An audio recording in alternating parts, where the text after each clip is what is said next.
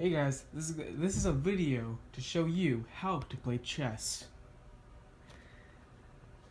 We will go over all these other characters in another video, but today we're going to be focusing on the pawn. Let's first go over the basics with the pawn.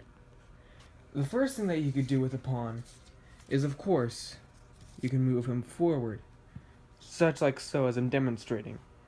The pawn starts off at the second one, so right here in this line, and it'll be over on this line for the other team. At the beginning, what you could do is you can move the pawn forward one space. Another thing that you could do with the pawn first out of the gate is you can move the pawn forward 2 times. So you can move forward like this. But I must tell you, after doing this, if you were to do this first, then you would not be able to do this next. It's only at the beginning. You could do this whenever, but you can only do this at the beginning. No, you can't do it over here or over here.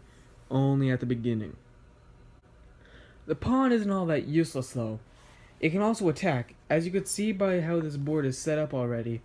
If you were to have pawns at the end of these diagonals, and have enemy pawns or enemies on the end of it, then in theory, or not in theory, but you can attack the enemy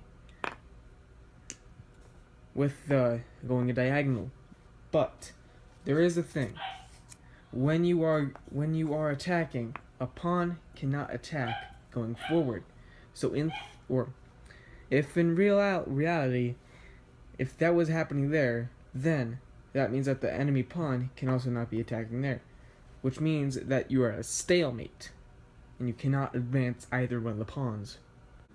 There's one last neat cool trick that you could do with pawns, and that trick is if you were able to get a pawn from the beginning all the way to the other end, then what you could do is you could trade that pawn out for a queen, which is very valuable.